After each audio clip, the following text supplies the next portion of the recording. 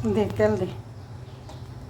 কী মাছ আজকে আমি রান্না করবো? চিংড়ি মাছ না, গলদা চিংড়ি, বড় চিংড়ি হয়েছে। সরষের তেল দিলাম, আপনারা সয়াবিন তেল দিতে পারেন, যে যা খান তাই দিবেন, সমস্যা নেই। পেঁয়াজ, কাঁচামরিচ, আর একটু পেঁয়াজ দিই।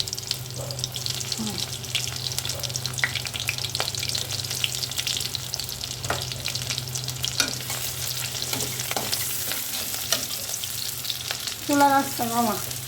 আপনারা সবসময় মনে রাখবেন যে যখন তেলের কোনো কাজ করবেন চুলার আঁচ কমাই নেবেন, কেননা তেলে আগুন উপরে উঠা যায়, তখন একটা দুর্ঘটনা ঘটে। এই জিনিসটা সবসময় মাথায় রাখবেন। ডাইলে বাগার, আমাদের দেশে ডাইলে বাগার বলে, ওই বাগারটা দিলেও সবসময় চুলা বন্ধ করে দিবেন, নয়তো আগুন উপরে উঠবে, উঠা সাথে সাথে একটা বিপদ হতে পারে।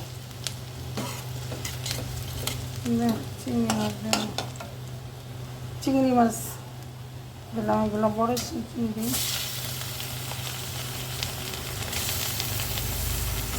চিংড়ি মাছে আমি রসুন দিই না, শুধু কচু দিয়ে রান্না করলে রসুন দিই, আর না যে চিংড়ি মাছে রসুন দিলে রসুনও দিব না, আদাও দিব না। কেননা আদা রসুন দিলে চিংড়ি মাছের একটা যে থাকে, গ্রাম থাকে, ওইটা থাকে না। ওই জন্য আমি আদা রসুন দিই না। সামান্য পানি দিই।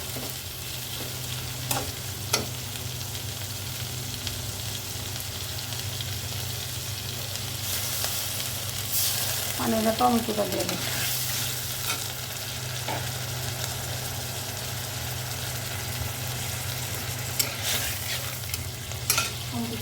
হ্যাঁ দিয়ে দিই টমেটো না গললে ভালো লাগবে না। এর ভিতরে মশলাই দিয়ে দেয়, একসাথে কষানো হতে পারে।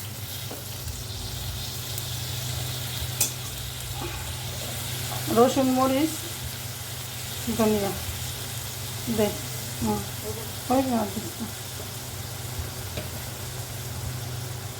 হলুদ। অনেকে আদা রসুন দিয়া চিংড়ি মাছ, বড় চিংড়ি বোনা করে, কিন্তু ওটাতে একটা গ্যারাম থাকে না চিংড়ি মাছের। যেমন ইলিশ মাছও আমি আদা রসুন দিই না, আদা রসুন দিলে ওটার একটা গ্যারাম থাকে না। দে আর একটু নাকি হয়েছে।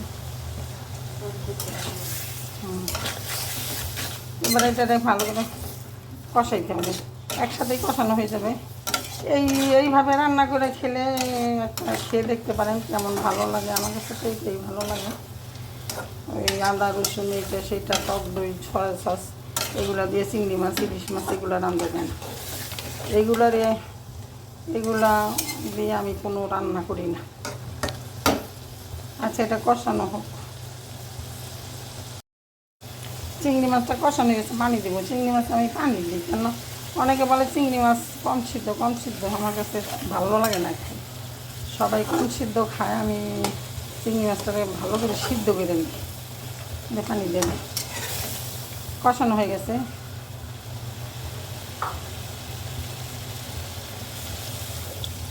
হয়েছে।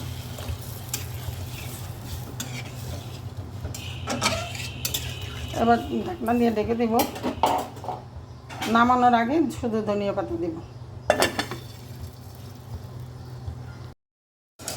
এই যেমন চিংড়ি মাছ হয়ে গেছে, এখন আমি ধনিয়া পাতা দেবো। ধনিয়া পাতা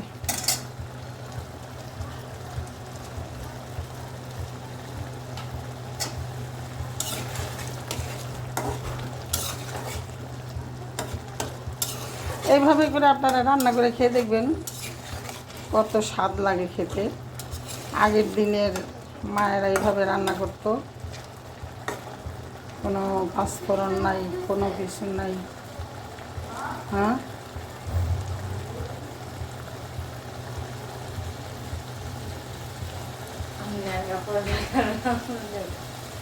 আমার এই রান্নাটা রান্না করে খেয়ে দেখবেন। আমি আশা করি আমার যত বন্ধুরা আছে সবাই এইভাবে রান্না করে খাবে, ছোট বড় সবাই। আর আমার ভিডিওটাকে একটা কমেন্ট ফলো করবে। আসসালামু আলাইকুম।